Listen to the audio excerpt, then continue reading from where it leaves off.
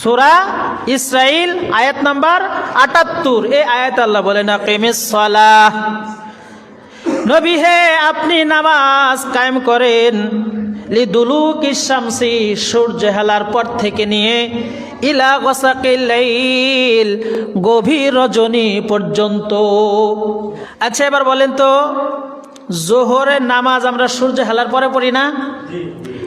জোহরের এই যে সূর্য হেলার পর থেকে নিয়ে রাতের অন্ধকার হওয়া পর্যন্ত, তাহলে সূর্য হেলার পরে আছে জোহরের নামাজ, এরপরে আছে আসরের নামাজ, এরপরে বলছে রাতের গভীর পর্যন্ত।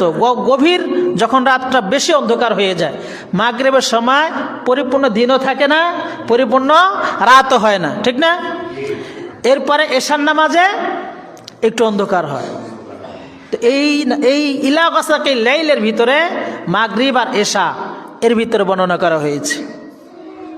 এরপরে বলেন ওয়া কুরআনাল ফাজর, ফজরের কোরআন, অর্থাৎ এই ফজরের কোরআন দ্বারা বুঝালেন ফজরের সালাত।